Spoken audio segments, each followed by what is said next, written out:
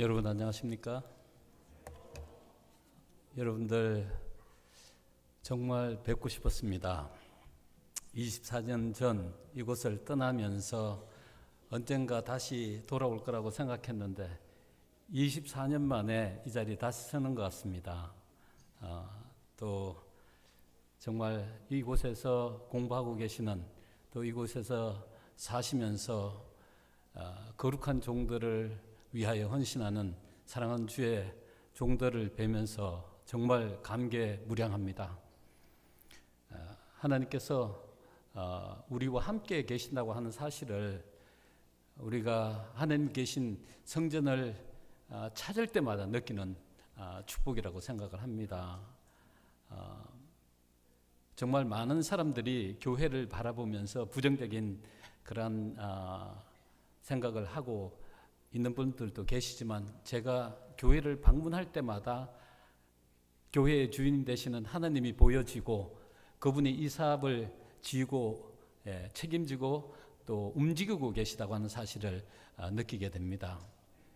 이때까지 하나님의 사업이 퇴보된 적이 없어요. 끊임없이 발전되고 전진해 왔습니다. 그 사실을 이곳에서 느낄 수가 있어요. 이 앤드루스라고 하는 교회는요, 특별히 외진 곳에 정말 사회와 단절된 것처럼 느끼는 그런 시골 교회지만, 하나님께서 이 교회를 특별히 사용하고 계십니다. 이 교회는 힐링이 있고, 또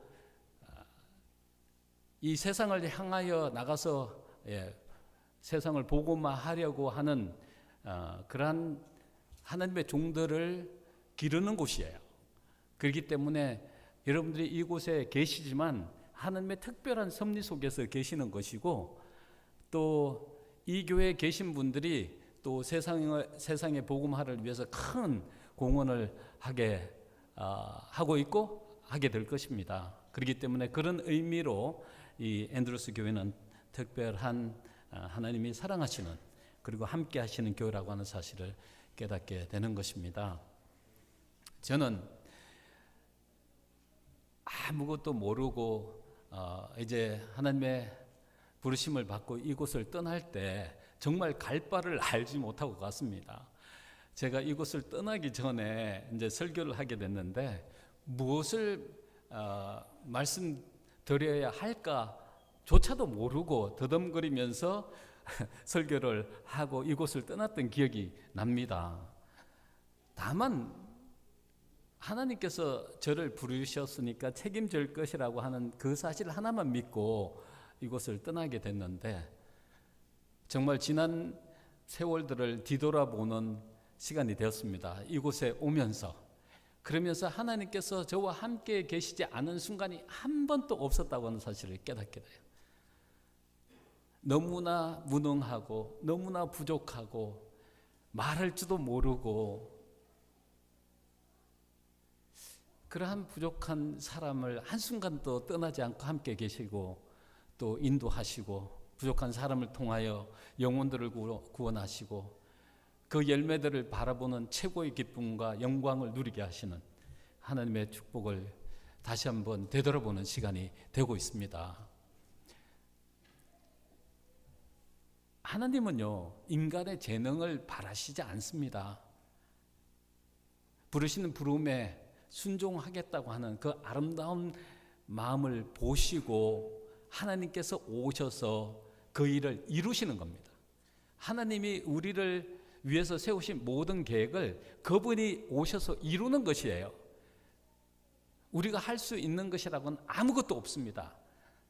세상에서 뭐 잘나고 똑똑하고요, 시간이 흐르면 다 퇴색되고 아무것도 아니게 되어버리는 겁니다. 세상을 다 가져보십시오. 언젠가는 다 놓고 가야 해요. 잘났다고 정말 100년, 1000년 살 것처럼 큰 소리치며 살더라도 언젠가는 자기에게 주어진 시간이 다 하고 난 다음에는 인간의 허물을 느끼고 그것이 아무것도 아니었다고 고백하면서 떠날 수밖에 없는 것이 인생입니다. 그런데 자신의 부족을 깨닫고 하나님의 계속적인 임재하심과 그분의 도우심을 바라면서 그분만 바라보고 살아가는 그 삶이 얼마나 소중하고 가장 큰 축복인가 하는 사실을 느끼는 순간이 오게 되는 것입니다. 그래서 우리가 고백할 수 있는 것은 하나님께서 다 이루셨다. 그것이 최고의 기쁨이고 최고의 영광이고 최고의 큰 축복이라고 생각합니다. 이곳에서 이제 거룩한 하나님의 일을 이루시기 위해서 준비하고 계신 사랑하는 주님의 종들에게 다시 말씀드립니다. 여러분들을 힐링하시고 여러분들에게 필요한 모든 에너지를 채워주시고 그리고 여러분들이 할 일에 대한 그런 비전을 제시해 주시는 그 하나님을 바라보시면서 여러분을 위해서 준비된 모든 길들을 하나님께서 책임지고 인도하실 거라고 하는 확신을 가지시면서 소중한 시간을 보내게 되시길 간절히 바랍니다. 저는 오늘 사랑하는 성도님들과 함께 말씀을 나누기 전에 미주 교회가 정말 어떠한지에 대한 이야기를 여러분들에게 좀 말씀드리고 말씀을 나누기를 원합니다. 지금 미주 전체 교회의 수는 142개 정도 됩니다. 그리고 목회자 수는 140명, 그리고 영어권을 다 합치면 얼마나 많이 되는지 몰라요. 180명, 200명 가까이 될 것 같아요. 교인 전체 수는 13,000에서 14,000여 명이 됩니다. 그리고 성도님들이 드리는 11금은 $14 million, 1,400만 불 정도 됩니다. 지금 북미주에는 59개의 합회가 있는데 우리 미주교회 협회는 그 중간 이상의 역할을 하는 그러한 단체입니다. 하나님께서 특별히 북미주 교회 협회에 함께 하셔서 이 어마어마한 하나님의 사업을 이루고 계십니다. 이 북미주 안에는요 많은 소수민족 교회 단체들이 있는데 스페니시 단체를 제외한 단일 민족으로서 이런 조직을 가진 그런 교회 협회는 미주교회 협회가 최고입니다. 최고 큰 조직을 가지고 있습니다. 예전에 다른 민족들도 다 교회 협회를 가지고 있었는데 크게 번창한 때가 있었는데 다 없어지고 또 미국 교회들에게 다 흡수되어 버렸어요. 그런데 우리 미주교회 협회는 가면 갈수록 끊임없이 발전해 가고 있습니다. 이게 하나님의 역사라고 생각해요. 우리가 할 일이 큰 할 일이 있다고 하는 사실을 말씀해 주고 계신 거라고 생각합니다. 우리 산하에 미주 시조사가 있고 카얌이 있고 BMW가 있고 오늘의 신앙 방송 사업이 있고요. 장학재단이 있고 또 북한 선교 사업을 하는 기관이 있고요. 나성 삼육 대학교가 있습니다. 그리고 미주교회 협회 사업 중에서 가장 중요한 사업이 개척 사업입니다. 우리 협회는 개척 사업을 위해서 끊임없이 도와드리고 있고 또 새로운 지역을 위해서 개척하기 위해서 준비하고 있습니다. 이제 텍사스 오스틴이라고 한 지역에는 이제 합회와 모든 그러한 절차를 마치고 이제 교회당을 선정해야 하고 목회자를 선정해서 교회를 개척하는 일만 남았습니다. 그곳에는 삼성이 들어왔고 많은 미국의 큰 회사들이 지금 들어와서 있습니다. 지금 한인이 한 10,000명 이상이 됩니다. 여러 개신교회들이 많이 있어요. 제가 얼마 전에 그 지역을 방문했는데 와, 개신교회의 교세가 엄청나게 센 거예요. 그런데 우리 한인 재림교회가 없는 겁니다. 하나님께서 그곳에 복음의 씨를 뿌리게 하시기 위해서 기회를 주셨습니다. 이제 교회를 선정하고 목회자를 하나님께서 준비하신 목회자가 가시면 이제 그곳에 새로운 교회가 설 거라고 생각을 합니다. 그 일을 위해서 기도해 주시기를 부탁드리고 저는 여러분들에게 부탁드리고 싶습니다. 이 우리 하나님께서 재림교회에게 허락하신 특별한 이 복음 사업이 맞춰지려면 이 내일의 교회의 주인들을 만드는 일을 절대적으로 해야 된다고 생각해요. 오늘 제가 우리 앤드루스 한인교회를 방문하면서 미래가 보여지고요. 미래의 하나님의 복음 사업을 마치기 위해서 준비한 젊은 사람들이 있다고 하는 것 때문에 정말 감동받았습니다. 저는 젊은 청년들이 교회 안에 있는 모습을 보면요, 너무너무나 좋은 거예요. 여러분들이 그냥 앉아 계시는 것 같지만 여러분들 우연이 아닙니다. 여러분들이 하나님께서 여러분들과 함께 하셔서 이 자리에 있게 하신 거예요. 이 세상에는 우연이라고 하는 게 존재하지 않습니다. 하나님의 특별한 섭리를 통해서, 그분의 사랑과 은혜를 통해서 이 자리에 앉아 계신 거예요. 하나님께서 여러분들을 쓰시겠다고 하시는 약속이 그 속에 포함되어 있는 겁니다. 예. 위대한 사람은 우리 자신이 하나님께 드려질 때 위대한 사람이 되는 거예요. 예. 그분의 뜻이 성취되고요. 그래서 각 교회는요, 이 어린이 사업과 청년 사업을 위해서 많은 재정과 노력을 해야 하는 것입니다. 그럴 때 미래가 있고요, 미래의 주인들이 준비되는 것이고요, 미래에 하나님께서 이루고자 하는 하나님의 사업이 분명하게 성취될 거라고 확신하는 겁니다. 마지막에 하나님께서 돈이 없어서 하나님의 사업을 못하는 일이 없다고 분명하게 선지자를 통해서 약속하셨어요. 오늘 BMW가 선교사 보내는데 돈 때문에 걱정하시는데 걱정하실 필요 없어요. 필요한 5배, 10배 비행기값이 많이 든다 할지라도 분명하게 다 채워주실 겁니다. 하나님께서 그 마음을 보시는 거예요. 필요한 모든 것은 하나님이 책임지고 채워주시는 거예요. 그렇기 때문에 우리는 큰 것을 보아야 해요. 큰 뜻을 품어야 하는 겁니다. 그럴 때 하나님께서 그것을 이루고 축복해 주십니다. 저는 우리 미주교회 협회가 재정적인 어려움이 절대로 오지 않기 위해서 꿈을 가져야 된다고 하는 그러한 말씀을 해주셨고, 그래서 Will and Trust라고 하는 프로그램을 만들었는데, 이제 많은 분들이 이곳에 관심을 가지시고 돌아가시기 전에 자기에게 주신 하나님의 축복을 나누려고 하는 분들이 여기저기서 생기게 되었습니다. 얼마 전에 제가 알지 못하는 분이 돌아가시면서 미주교회 협회에다가 10만 불의 돈을 유서로 남기시고 돌아가셨어요.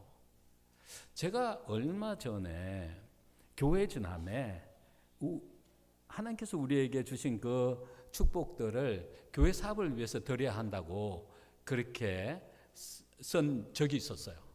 근데 그 말씀을 통하여 자기의 재산을 우리에게 알리지도 않고 자기의 재산을 하나님께 드리고 돌아가셨어요. 그 돈이 북미 지회에 들어갔다가 지회에서 우리에게 연락이 온 거예요. 어떤 분이 돌아가시면서 유서에 교회 협회에다가 이 많은 돈을 남기고 가셨다고, 이 돈을 가져가라고. 그래서 우리 협회 재무대신 이성용 장로님에게 그 돈이 보내졌어요. 받으셨다는 연락을 받았는데, 앞으로 하나님께서 이제 우리 전 미주에 이 교회 개척을 위해서 많은 돈으로 채워주실 거라고 확신하는 겁니다. 제가 말씀을 보니까 이런 말씀 하셨더라고요. 환난 때에는 가옥과 토지도 성도들에게는 아무 소용이 없는 것인데, 그것은 폭도들이 노도처럼 들이닥치기 전에 그들이 피해야 할 것이기 때문이다. 그리고 그때에는 그들의 소유를 현대 진리를 위한 사업에 쓸 수 없을 것이다. 지금 그 시대가 오고 있어요. 지금 우리가 가지고 있는 돈 마음대로 쓸 수가 없어요. 분명하게 쓰는 것을 밝혀야 하고요. 돈 꺼낼 수도 없고요. 마음대로 내 돈요, 마음대로 많이 꺼낼 수도 없어요. 쓸 때마다 분명하게 보고되어져야 해요. 이제 신속하게 우리가 가진 돈이요, 종이 조각처럼 될 때가 올 거예요. 그것이 지금 바로 우리 눈앞에 닥쳐 와 있습니다. 그래서요, 그렇게 말씀하셨어요. 나는 성도들이 환난의 때가 오기 전에 모든 장애가 되는 것들을 처분하는 것이 하나님의 뜻임을 보았다. 그리하여 희생을 통한 하나님과의 언약 관계에 들어가는 것이다. 우리가 하나님께서 주신 재물을 하나님께 드릴 때 우리의 마음이 하늘로 향하게 되어 있습니다. 그리고 하나님이 우리를 얼마나 사랑하신지를 더 깊이 깨닫는 경험을 하게 됩니다. 그리고 우리는 분명하게 하늘나라에 가서 받을 엄청난 상급에 대한 확신이 이르러 오게 되는 겁니다. 우리가 우리 자신의 재물을 하나님께 드릴 때 이런 축복을 경험하게 해주세요. 그 다음에요, 만일 그들의 재산을 제단에 내려놓고 어떻게 할 것인지 하나님께 열심히 구한다면 그분은 그들에게 그것을 처리할 때를 가르쳐 주실 것이다. 가장 가치 있고 보람되게 그 돈을 사용할 것을 가르쳐 주신다는 거예요. 적은 돈이라도 괜찮아요. 있는 수중에 돈 드리면 돼요. 그러면 분명하게 하나님께서 가장 가치 있는 곳에 서도록 하시고 이 복음 사업을 마친 데 중요한 역할을 하게 하시는 것입니다. 그래야지 환난의 때에 자유로워질 수 있다는 거예요. 그리고 모든 무거운 짐이 내려지고 하늘나라만 지게 되는 것입니다. 그래서 우리가 가지고 있는 무거운 짐들을 내려놓아야 해요.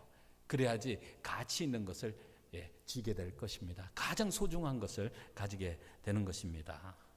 롯의 처가요, 재물 때문에 소금 기둥이 되었어요. 하나님의 구원의 경험을 하지 못했어요. 마지막 때도 똑같은 현상이 일어납니다. 우리에게 주신 그 축복, 쓸모없는 종이 조각이 되는 순간이 금방 올 거예요. 그거 지고 있으면 소금 기둥 되는 거예요. 바람처럼 사라지는 무의미한 존재가 되는 것입니다. 절대 지고 있으면 안 돼요. 드려져야 할 때 드리는 겁니다. 오늘 BMW 선교사 보내는 것, 이 교회에 엄청난 축복을 주시는 기여가 돼요. 정말 여러분, 제가 이 말씀을 보니까요, 뭐라고 하셨느냐면요, 우리가 현 시대에 드리는 그 재물이라든지 어떤 헌금이든지 하나님께서 우리가 사는 동안에 4배로 갚아주신대요. 제가 1불을 드리면 4불 이상 실제적으로 여러분들에게 하나님께서 돌려드린다는 거예요. 그래서 더 큰 일을 할 수 있도록 그렇게 우리를 만들어 주신다는 겁니다. 제가 참 기이한 경험을 많이 해요. 하나님께서 어떤 때는 준비되지 않은, 기대하지 않은 그런 돈들을 하나님께서 주세요. 그러면요, 그걸 꼭 쓸 때를 가르쳐 주세요. 그럼 그걸 쓰고 나면요, 또 돈을 채워주시는 것을 경험하게 돼요. 제가 이 협회 일을 맡으면서 개인적으로 필요한 돈이 여러 군데가 있어요.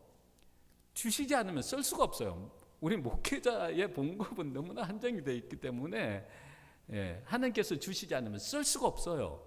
그런데 필요할 때마다요, 그 돈을 주셔요. 쓰고 나면 또 채워주시고, 쓰고 나면 또 채워주시고. 그게 내 것이 아니더라고요. 하나님의 것이더라고요. 주면 줄수록 또 주시고 또 주시고. 그게 무엇이냐면 하나님이 저와 함께 계시고 하나님이 우리에게 필요한 모든 것을 공급해 주시고 함께 하신다는 사실을, 그러한 경험을 통해서 가르쳐 주시는 거예요. 그런 축복들을 사랑하는 성도들이 경험하게 되시길 바랍니다. 이제 마쳐야 할 시간이 됐는데 이제 시작하면 큰일 났는데요. 최선을 다해서 마치도록 하겠습니다.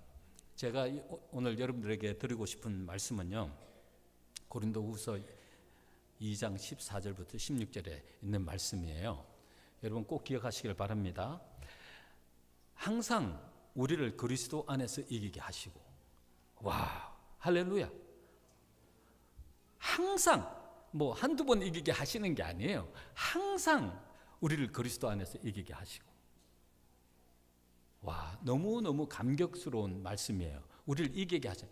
여러분들이 죄를 이길 수 있는 존재들이 아닙니다. 여러분들이 뭔가를, 영적인 것을 만들어낼 수 있는 그런 존재가 아닙니다. 정말 하나님과 연결되지 않으면 우린 쓸모없는 존재예요. 재성을 가진 존재이기 때문에 우리에게서 나오는 모든 것은요, 다 죄입니다. 아주 연약한 모습밖에 보여지지 않아요. 그런데 우리가 하나님과 연결되면 엄청난 것들이 우리를 통해서 이루어지는 겁니다. 그래서 이게요, 이기게 하시는 게 하나님이지 우리의 어떤 능력과 힘을 통해서 이기는 게 아니더라고요. 할렐루야. 하나님이 이기게 해주시는 거예요. 제 개인적인 경험을 말씀드릴게요. 저는 저희 아버님이 교인이 아니셨어요. 저희 아버님이 전매청에서 이제 공무원 생활을 하시다가 서장이 되셔서 많은 돈을 만드셨는데 그러다가 일찍 돌아가셨어요. 제가 6살 때 돌아가셨어요. 가정에 큰 어려움이 오게 됐는데 우리 집에 우리 가족이 7남 3녀입니다. 제가 9번째예요. 그것도 제가 5분 일찍 나서 9번째 쌍둥이입니다. 제 동생은 5분 늦게 나갔고 10번째가 되고요. 그런데 제가 6살 때 돌아가셨으니까 그 위로 계속 자녀들이 있잖아요. 우리 어머님이 아버님이 갖다 주시는 돈으로 생활하시다 보니까 부족함을 못 느끼셨거든요. 자녀들이 많으니까 식모도 있고 뭐 쌍둥이도 낳고 바로 위에 있는 형이 뭐 또 3살 위고 뭐 그 위에 계속 되니까 우리를 길러주는 그 유모도 필요하고 그랬었어요. 그래서 그때 뭐 유모도 있었고 뭐 식모도 있었고 뭐 그랬대요. 저도 뭐 기억이 안 나요 그때는요. 근데 아버님이 일찍 가시고 나니까 재정적인 어려움이 생긴 거예요 우리 가정에. 그리고 남겨놓은 재산도 사기를 당하시고 돌아가셨으니까 남아있는 게 하나도 없는 거예요. 그 어머님이 그 재산을 찾으시려고 정말 고생 많이 하셨어요. 근데 그 어린 시절 어머니가 그 아이들을 다 감당할 수 없으니까 저희들 고아원에 보내셨어요.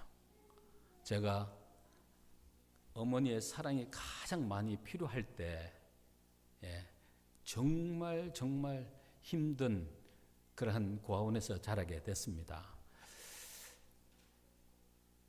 제가 고아원에 보내질 때 그 순간을 지금도 생생히 기억합니다. 어머니와 함께 이별하는 그 순간 잊을 수가 없어요. 마음에 새겨져 있어요. 얼마나 비정하고 얼마나 가슴 아픈 일인지 지금도 느껴지고 있어요. 그러면서 어렸을 때 고아원에서 자랄 때 여러분 고아원 생활이라고 하는 것은 정말 힘든 생활이에요. 사랑도 받지 못하고요. 맨날 매맞는 기억만 나고요. 배고파서 길 가다가 음식이 떨어져 있으면 너무나 그 행복한 느낌으로 그 음식을 주워서 먹던 그런 기억이 남아있고요. 그래서 다시는 생각하고 싶지 않는 그런 경험이에요. 왜 내가 이 세상에 태어나서 이런 고생을 하면서 살아야 하나 하는 그 아픔을 경험하면서 지냈습니다. 그리고 아버지의 사랑을 한 번도 받아본 기억이 없어요. 근데 나중에요, 고아원에서 도망 나와갖고 예전에 제가 어머니가 계신 곳을 한번 가본 적이 있어서 그곳을 향하여 도망 나왔어요.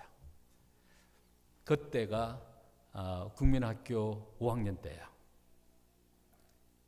고아원에서 한 5년 살다가 더 이상 견딜 수가 없어서 도망 나온 거예요. 학교 가면 선생님이 고아라고 없는 존재라고 무시하고요. 천대하고요. 그래서 그때 잘 못 먹어서 이 키도 조그만하고 빼쩍 말라갖고 볼품 사람들. 조그만 아이를 제일 뒤에 보내니까 뭐가 보이나요? 나를 힘들게 했던 그 선생님 얼굴 지금도 기억하고 있습니다. 못 잊어버려요. 안 잊어버려져요. 그러고 난 다음에 이제 하나님께서 저희 형님이 이제 우리 아버님 돌아가셨을 때 의과 대학을 다니고 있고 그래서 학비를 가정에서 이제 대줄 수 없기 때문에 고학을 하시고 그래서 졸업을 하시고 의사가 되시고 저희 누님도 이제 학교 다니시다가 간학교 다니시다가 졸업하시고 이제 병원에서 일하시는 그때 제가 적당한 때 도망 나온 거예요. 그래서 제가 부산에 있었는데 서울로 도망 나와갖고 도둑 기차 타고요 저녁에 탔는데 밤새 와갖고 서울에 새벽에 내렸어요. 그래갖고 몰래 그 숨어갖고 왜냐하면 이 거지들인데 또 깡패들인데 잡히면요 영원히 그 사람들에게 부속되기 때문에 도망 나올 수도 없고 그래서 힘든 시간을 보낼 줄 알고 몰래 숨어갖고 그래서 집으로 돌아오게 됐어요. 그때 저희 형님들이 이제 다시 가정을 도울 수 있는 때가 됐기 때문에 적당한 시기에 하나님께서 저를 돌려보내셨는데, 아무튼 문제는 뭐냐면 제가 신앙을 하면서 이 경험이 저에게 큰 고통이었어요. 문제가 뭐냐면요, 성경은 하나님의 사랑을 아버지의 사랑으로 표현하고 있는데 제가 아버지의 사랑을 한 번도 안 받아본 거예요. 때때로 사경회나 전도회 때나 특별한 목사님 오셔서 설교하면 감동은 잠시 왔다가 그냥 사라져 버려요. 하나님의 사랑에 대한 확신이 없고요, 구원의 확신이 없으니까 너무너무 신앙을 하면서 힘든 거예요. 때때로 무슨 생각이 드냐면, 나는 구원받지 못할 존재로 태어났나 보다. 왜냐하면 그 확신이 안 오니까. 그래서 내가 인생을 살아보니까 이게 재미있는 거 하나도 없어요. 힘들어요. 똑같은 인생을 반복해서 살라고 하면 의미 없는 삶이다. 빨리 가는 것도 좋겠다. 그런 생각도 해봤어요. 차라리 죽는 게 낫지 않을까라고 하는 신앙의 깊은 고민을 많이 했었어요. 그러면서 이 고민, 정신적으로 오는 그 고민을 잊어버리기 위해서 운동에 몰두했습니다. 잠시라도 막 그 운동하다 보면, 내가 가지고 있는 그 에너지를 발산하다 보면 좀 잊을 수 있는, 신앙의 고민을 잊을 수 있는 그런 시간이라고 생각했기 때문에 운동에 전념했어요. 아침에 공 들고 나가면 밤 늦게까지 축구하고, 굶어도 굶는 것 같이 배고프지도 않고 그렇게 했어요. 그래서 제가 몸집도 작고 이렇지만 운동은 자신 있습니다. 제가 축구하면 제가 안 졌어요. 옛날에 앤드루스 다닐 때 제가 정말 사람들이 뽑혀 다녔어요. 우리 팀에 오라고. 그 정도로 축구 많이 했고, 골프도 하고 테니스도 하고, 그러면서 운동을 많이 하면서 그 신앙의 고민들, 고통을 잊으려고 애를 썼어요. 그렇다고 해서 근본적인 문제가 해결 안 되니까 항상 고민이 많잖아요. 그래서요, 저는 무슨 생각했냐면, 나는 결혼해도 아이를 갖지 않겠다. 내가 신앙의 그 확신, 하나님의 사랑에 대한 확신, 구원의 확신이 없는데 아이를 낳았고 하나님의 사랑을 가르쳐주고 하늘나라 될 것 같을 자신이 없는 거예요. 그 아이가 나처럼 이 세상에 태어나서 고생하면서 힘들어하는 모습 두 눈을 뜨고 못 볼 것 같아요. 그래서 아이 안 낳기로 결심했어요. 정말 다짐했어요. 나 혼자 살다가 나 혼자 가겠다. 그런 생각했어요. 그리고 결혼하고 나니까 굉장히 힘들잖아요. 오랜 시간 동안 아이가 없으니까 정말 힘든 시간 보냈어요. 그래서 마음속으로 아이 하나만 낳고 정말 최선을 다해서 길러보자라고 생각하면서 아이를 갖게 됐어요. 근데 제가 아이를 갖기 전에 이런 기도를 드렸어요. 하나님, 지금 아이를 갖기를 원하는데 아들을 주십시오. 딸을 주시면 그 딸이 이 세상에 태어나서 저처럼 고생하며 사는 모습 정말 못 볼 것 같아요. 그래도 아들이 딸보다 조금 강하니까 제가 당하는 어려움이 온다 하더라도 잘 이겨낼 거라고 생각하고 주시려면 아들 주십시오. 그렇게 기도했어요. 그러고 난 다음에 얼마 지나지 않아서 아들이 생겼습니다.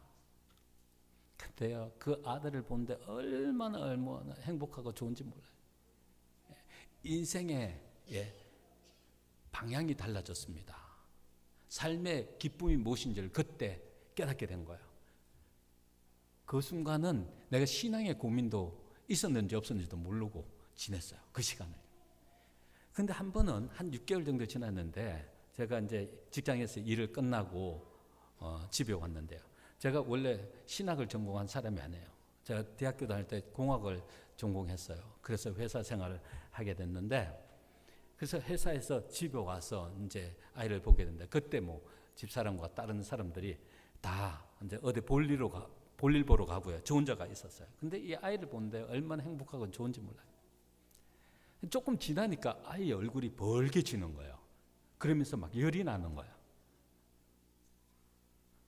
그리고 난 후에 막 애가 막 견디기 힘들어갖고 우는데 제가 막 아이를 안고 막 이렇게 왔다 저기 갔다가 뭐 젖병 물리고 막 아무리 해도 아이가 울음을 안 그치는 거예요. 그 순간에 무슨 생각을 했냐면, 야, 이 순간에 이 아이에게 도움을 줄 수 있는 사람은 나밖에 없는데 아버지로서 아이에게 해줄 게 아무것도 없는 거야. 너무나 무능한 존재로 느껴진 거야. 그 아이가 당하는 고통을 보면서 너무너무 힘든 거예요. 그래서 그 아이를 침대 위에 올려놓고 기도를 했어요. 하나님, 이 아이가 이 세상에 태어나서 도움을 받을 수 있는 존재라고는 이 순간 아빠밖에 없는데 제가 해줄 수 있는 건 아무것도 없습니다. 하나님, 제발 이 아이의 아픔을 저를 주시고 이 아이를 낫게 해주세요. 막 간절히 기도하는데 제 가슴이 뜨거워지기 시작하는 거예요. 막 뜨거워지는 게 시작하는데 그 순간에 하나님의 음성이 제 가슴에 들리는 것 같아요. 그래, 네가 네 아들을 사랑하면 하는 것처럼 네가 네 아이들의 그 아픔을 보고 견딜 수 없어서 그 아이의 아픔을 달라고 하는 것처럼 내가 죄로 인해서 너 죽을 수밖에 없는 너를 위해서 내 사랑하는 아들을 보냈다. 내가 너를 얼마나 사랑한 줄 아니? 그 아이를 통해서 하나님이 저를 얼마나 사랑하신지를 깨닫게 된 거예요. 그 순간에요. 그동안 살아오면서 신앙의 고민, 그 아픔, 괴로움, 그게 한순간 사라지는 거예요. 제가 그러면서 저를 돌아봤어요. 제가 부모를 선택해서 이 땅에 존재한 것도 아니고, 그러한 삶을 제가 선택해서 그 고생스러운 그런 시간을 보낸 것도 아니에요. 그분이 저를 이 땅에 있게 하셨기 때문에 존재하는 것이고, 성경에 보니까 우리의 모습이 그 하나님의 모습 닮았다고 그렇게 기록되어 있잖아요. 우리 자식이 우리를 닮았던 것처럼 우리가 하나님을 닮은 것은 우리가 하나님의 자녀라고 하는 표시잖아요. 증거잖아요. 그 순간 깨닫게 된 거예요. 아, 내가 하나님의 아들이구나. 내가 내 자녀를 사랑하는 것처럼 하나님 나를 얼마나 사랑하신지를 깨닫게 된 거예요. 내가 우리 자식을 정말 최고로 멋지게 행복하게 살게 해줄 수 있는 능력이 있다면 저는 그 길을 선택할 거예요. 가장 멋진 곳에서 평생을 영원히 살게 할 수 있다면 저는 분명하게 그 길을 선택할 거예요. 그러면서 깨달은 것은 하나님이 저를 하늘까지 넉넉하게 책임지고 인도해 주실 거라고 하는 확신이 밀려온 겁니다. 내가 부족하고 연약하고 정말 보잘것없는 존재라고는 사실 그분 너무 잘 알고 있어요. 그러한 분이 저를 이 땅에 있게 하셨으면 나에 대한 운명을 그분이 분명하게 책임져 주실 거라 확신이 온 겁니다. 내 아들의 운명을 내가 좌지우지할 수 있고 아들의 운명을 최고로 멋지고 행복하게 영원히 살 수 있게 할 수 있다면 저는 분명하게 그렇게 할 거예요. 그렇다면요, 인간 부모, 죄지은 인간 부모, 연약한 부모도 그렇게 자식을 위하여 그런 길을 선택할 건데 그 하나님은 전지전능하신 분이에요. 우리를 이 땅에 있게 하신 분이에요. 그분이 우리의 존재와 우리의 연약함을 너무나 잘 알고 계시는데 우리를 이 땅에 있게 하셨으면 책임을 지실 거라 하는 확신이 이르러온 거예요. 그래서요, 우리를 항상 그리스도 안에서 이기게 하시고 하는 말씀이 이해가 됐습니다. 이해가 됐어요. 그분이 우리를 이기게 할 수 있는 능력을 가지고 있거든요. 이기게 안 하시면 지면 멸망할 것이기 때문에 그렇단 말이에요. 그래서 항상 이기게 하시는 거예요. 이기게 안 하시면 우리는 멸망할 수밖에 없는 존재가 되는 것이기 때문에 그래. 하나님께서요, 이 지구를 창조하시기 전에요, 하나님께서요, 인간을 창조하시기 전에요, 무슨 생각을 하신 줄 알아요? 인간이 이 땅에 있게 되면 타락하게 될 것인데 타락하면 그를 살리기 위해서 그들 대신에 내가 죽겠다 하는 결심을 하고 이 땅에 인간을 창조하신 거예요. 그게 하나님께서 영세전부터 감춰진 비밀이에요. 하나님 마음속에는 그렇게 결정하고 우리를 이 땅에 있게 하신 거예요. 죄를 지어도 영원히 죽지 않고 영원히 살게 하시겠다고 그 결심하고 우리를 이 땅에 있게 하신 거예요. 우리의 운명을 책임질 거예요. 확신하게 되시길 바랍니다. 그 경험이 얼마나 소중한지 몰라요. 의인은요, 넘어지지 않고 늘 의를 행하고 선한 일만 하는 존재가 의인이 아니에요. 잠언 24장 16절에 보니까 대저 의인은 7번 넘어질지라도 다시 일어나려니와 악인은 재앙으로 인하여 엎드려지느니라 그랬어요. 의인과 악인은요 똑같이 7번 넘어집니다. 악인은요 6번 넘어졌다가 못 일어났어요. 의인은 6번 넘어지고 다시 일어났고 7번 넘어지고 다시 일어난 겁니다. 그렇다면 의인과 악인의 차이가 무엇일까요? 의인과 악인의 차이가 무엇일까요? 여러분 뭐라고 생각합니까? 한번 생각해 보세요. 의인도 7번 넘어졌고 악인도 7번 넘어졌어요.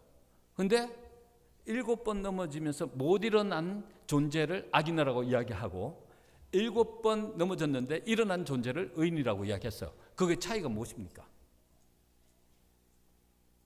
그 차이가 무엇이에요? 심플이에요.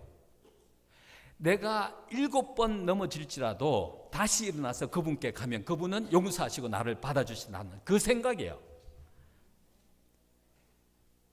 6번 넘어지고 다시 일어났다가 7번 넘어지면서 야, 벼룩이도 낯짝이 있는데 나도 나를 용서 못하겠는데 계속 죄지면서 또 일나가고 또 용서해달라고 그러고 또 일나가고 또 용서해달라고 하고 야, 이거는 정말 사람 할 도리가 아니다. 포기해야지. 나도 나를 용서 못하는데 하나님이 나를 용서하실까라고 하는 의심을 가지고 일어나지 못하는 게 악인이더라고요. 보니까 하나님께서 여러분의 운명을 책임져 주실 거라고 하는 믿음을 안 갖게 되면요 연약해집니다. 일어나지 못하는 존재가 되는 거예요.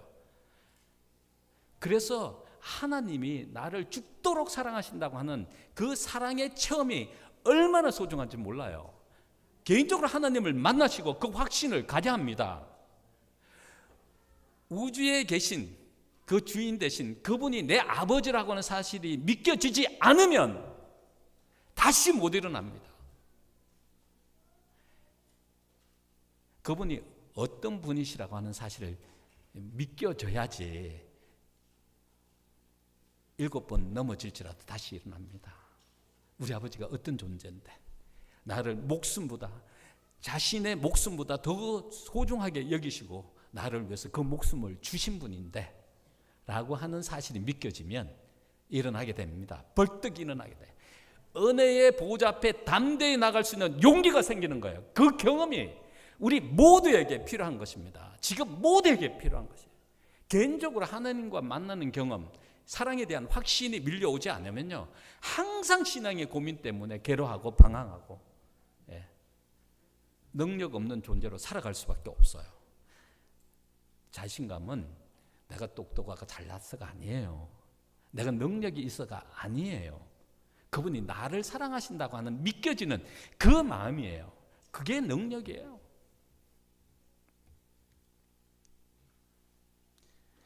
너희가 그 은혜를 인하여 믿음으로 말미암아 구원을 얻었나니 이것이 너희에게서 난 것이 아니요 하나님의 선물이라. 그 선물을 주시기를 원하는 거예요. 그것은 예외가 없습니다. 모두에게요. 여러분은 하나님 앞에서 다 소중한 존재예요. 버릴 수 없는 가장 가치 있는 존재. 그분이 여러분들 이 땅에 있게 하신 거예요. 만약에요 여러분들이 구원받지 못하면 하나님의 가슴에 영원히 멍들게 하는 겁니다. 우리는 하나님의 자녀들이에요. 분명하게 하나님의 자녀들이에요. 그 소중한 존재가 하나님의 옆에 없고 영원히 이별을 해야 된다고 하면 하나님이 얼마나 괴로우시겠어요. 여러분, 하나님은 그 고통을 감지하고 우리를 이 땅에 있게 하신 거예요. 아세요? 하나님이 그 고통을 감지하고 우리를 이 땅에 있게 하시면서 버림받을 존재가 있는 것도 아시면서 우리를 이 땅에 있게 하신 거예요. 자기 자신이 영원히 멍들 것을 아시고 우리를 이 땅에 있게 하신 거예요. 저는 이 말씀을 너무나 좋아합니다. 여인이 어찌 그 젖먹는 자식을 잊겠으며 자기 태에서 난 아들 국률이 여기지 않겠느냐. 그들은 혹시 잊을지라도 나는 너를 결코 잊지 않겠다. 부모가 어떻게 자식을 잊겠어요? 제가 오늘 아침에 여기 와서 아이들 보는데 너무나 이뻐요. 하나하나가요. 너무나 소중해요. 요즘에 아이를 보면 너무너무 행복해요. 제가 아이 낳는 거 굉장히 힘들었는데 하나님이 사랑 깨닫고 난 다음에 하나님께서 막 주시더라고요. 그래서 아들만 셋이에요. 아들만 달랬더니 계속 아들만 주셔서 저는 좋은데 제 집사람이 셋째 낳으면서 셋째 딱 낳고 제가 너무 좋아서 행복해하니까 쳐다도 안 보더라고요. 그 셋째가 딸이라고 기다려가지고 생각했는데 아들이니까. 근데요, 그 아들이 올 8월 달에 여기를 졸업하고 집에 와서 있습니다. 우리 아들이 우리 집에 와 있는 것만 봐도 너무너무 좋은 거예요. 같이 있는 그 자체가요. 그 존재하는 자체만 너무너무 좋은 거예요. 그 놈 쳐다보면 세상 부러울 게 없어요. 정말 좋아요. 안 그래요? 제가 오늘 우리 아들들 아닌데도 너무너무 이쁘고 좋은데 여러분들이 여러분 자녀들 보면 얼마나 행복해 하시겠어요? 너무 좋지 않아요? 하나님이 우리를 바라보시면서 그렇게 기뻐하시고 좋아하신대요. 스바냐 3장 17절에 보면 하나님이 우리를 바라보시면서 기쁨을 이기지 못하신대요. 얼마나 좋으시면 우리를 바라보시면서 기쁨을 이기지 못한다는 거예요. 내가 내 자식을 바라보면서 그렇게 좋은데 행복한데 하나님은 우리를 바라보시면서 기쁨을 이기지 못하신대요. 얼마나 좋으시면. 여러분이 이곳에 와 계신 거 보면서 너무너무 좋아하세요. 지금 이곳에 계실 건데 여러분 보면서요, 그분 행복해 하십니다. 기뻐하십니다. 때때로 이곳에 있어야 할 그 사람들 있게 하려고 굉장히 노력하셨는데 안 있겠다고 발악을 치면서 여기 자리에 안 있는 하나님의 자녀들 때문에 조금 마음이 불편하시지만 그러나 여러분들을 바라보시면서 그 슬픔과 그 힘든 순간을 이기고 계신 거예요. 그거를. 와우. 여러분 행복해 하십시오. 하나님이 우리가 이 땅에 사는 동안요, 지지리도 못 살고 지지리도 고생하면서 괴롭게 힘들게 살기를 절대 바라시지 않습니다. 하나님이 우리 아버지라고 하는 사실, 그분이 나를 위해서 목숨 다하여 사랑하셨다고 하는 그 사실을 깨닫게 되면 가진 것, 남들이 많이 가진 거 부럽지 않습니다. 남들이 많이 배운 거 부럽지 않습니다. 그 하나님이 나를 사랑하시고 계시다는 그 자체만으로도 기뻐지고 행복해지고요. 아무리 힘든 일이 온다 할지라도 그거를 이겨낼 수 있는 힘이 생기는 거예요. 그 순간적으로 언젠가는 없어질 것이니까 영원한 행복과 기쁨이 나를 기다리고 있다는 그 사실 때문에 우리가 당하는 모든 인생의 고민과 힘든 것을 다 이겨낼 수 있는 거예요.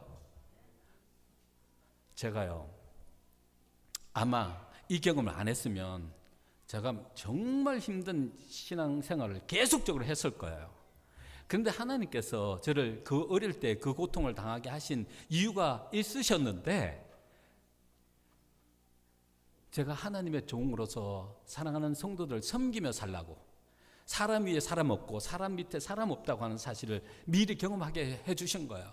제 눈에는 모든 사람들이 다 소중하게 하나님의 눈으로 사랑하라고 하면서 그 경험하게 해주신 거라고 생각하고 그 경험이 저에게 엄청난 축복이라고 하는 확신을 경험하게 됩니다. 하나님의 사랑을 깨닫게 되면요, 우리가 가졌던 과거의 모든 그러한 아픔과 괴로움과 그 다음에 상처난 모든 것들을 다 치료해 주십니다. 다 치료해 주세요.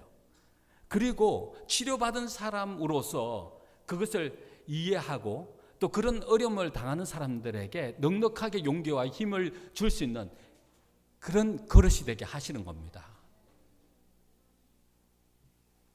더 크게 사용하시기 위해서 그 경험을 하게 하시는 거예요. 여러분, 그리스도의 고난에 참여하지 않은 사람들은요, 그분이 나를 얼마나, 나 때문에 당하시는 그 사랑, 그 고통, 그것이 사랑이었다고 하는 사실을 깨닫지 못해요. 고생해 보셔야 돼요. 선교사들 케냐에 가셔야 돼요. 이거는 엄청난 축복입니다. 가십시오. 그곳에서 하나님을 뵙게 될 것이니까. 어마어마한 축복들을 경험하게 될 것입니다. 하나님이 우리 속에 계시면요, 우리의 모습 속에서 정말 아름다운 인격적인 향기가 나게 되어 있습니다. 제 설교의 오늘 주제가 바로 그겁니다. 하나님이 우리 안에 계시면 그분의 모습이 우리에게 보여지는 겁니다. 그래서 그분이 풍기는 생명의 향기가 우리를 통해서 사람들에게 전달돼요. 우리는요 가만히 있어도 영의 존재들의 매개체가 되는 것입니다. 우리 속에 하나님이 계시면요, 사람을 살리는 에너지가 우리 속에서 나오게 됐어요. 어떤 사람은요, 저에게 나쁜 말도 하지 않았고 나쁜 행동도 하지도 않았고 처음 보는데 기분이 굉장히 나빠요. 가까이 가고 싶지도 않아. 그 사람이 풍기는 이상한 에너지가 있기 때문에 그래요.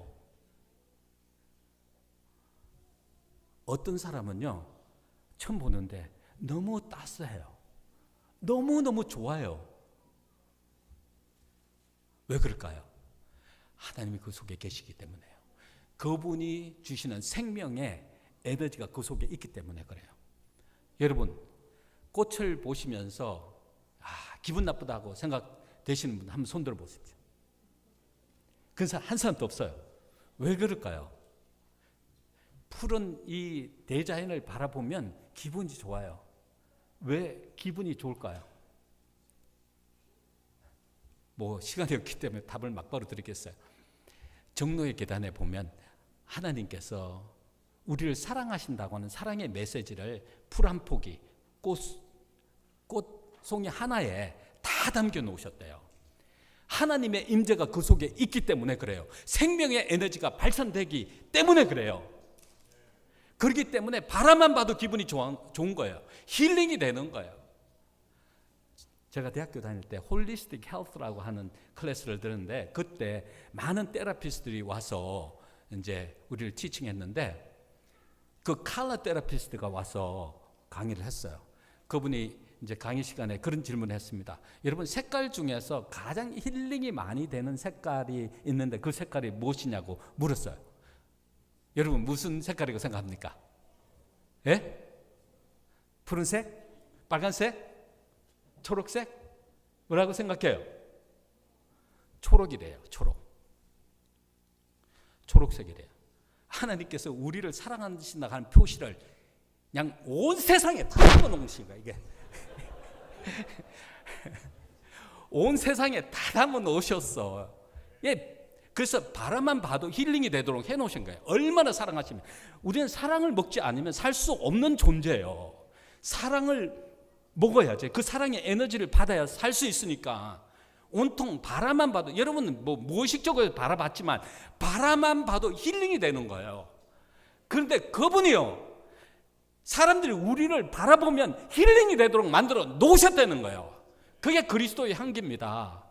사람이 우리를 바라보면 생명의 에너지를 느끼게 되어 있다는 거예요.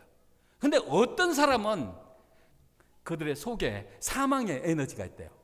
사람들이 그걸 바라보면 기분이 나쁘게 되고요, 용기가 꺾이게 되고요, 그렇게 된다는 거예요.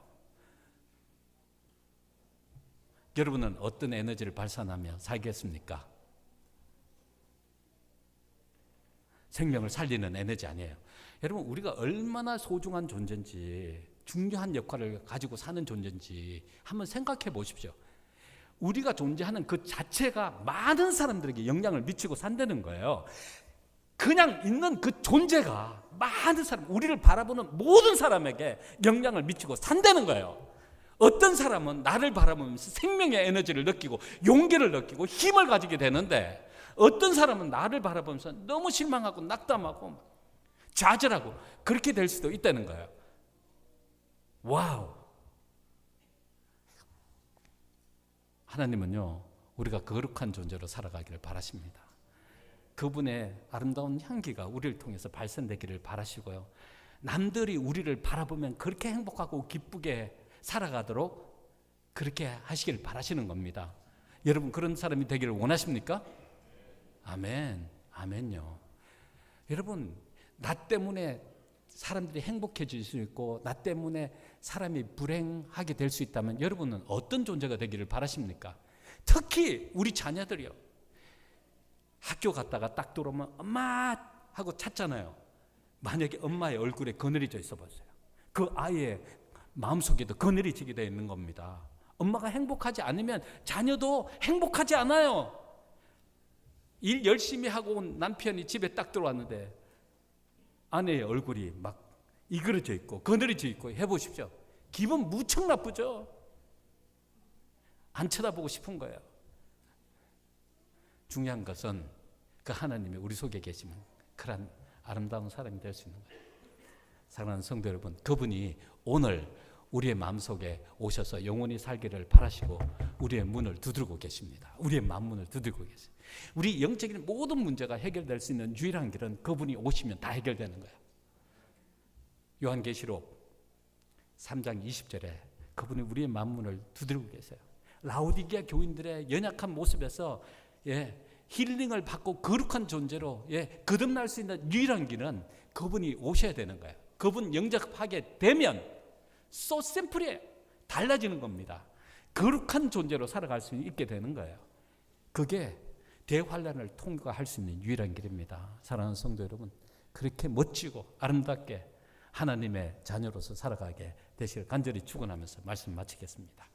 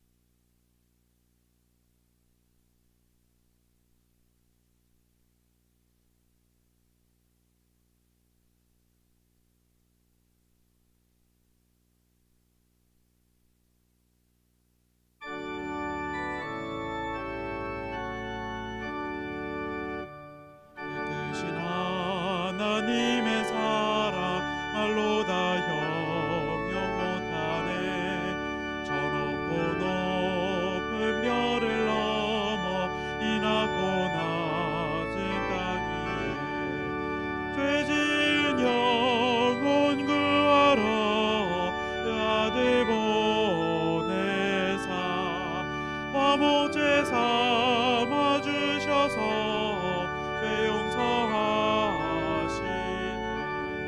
그 크신 하나님의 사랑 다 증양하며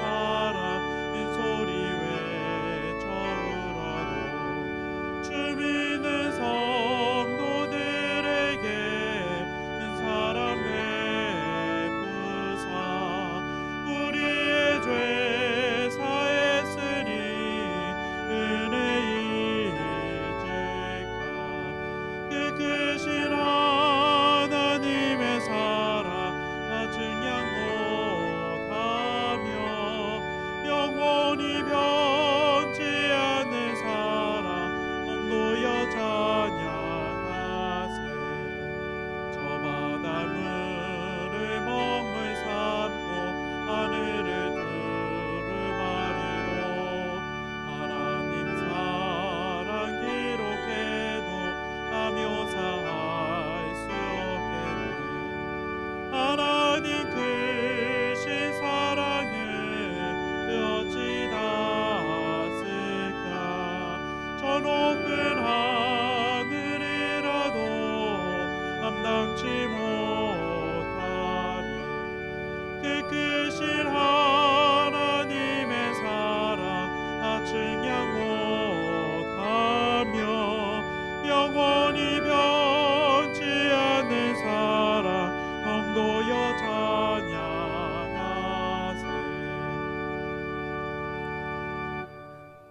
아버지 하나님, 정말 좋은 말씀 해주셔서 감사합니다. 다시 하나 부탁드립니다. 우리의 하늘 아버지께서 우리의 아버지라고 하는 사실을 우리 모두가 믿게 해주시고, 또 하나님만 바라보고 그분께서 우리 안에 사심으로 인해서 항상 이기게 하시는 모든 축복을 사랑하는 성도들이 다 경험하며 사실 수 있도록 축복하시고 인도해 주시옵기를 예수님의 성으로 간절히 기도드리옵나이다. 아멘.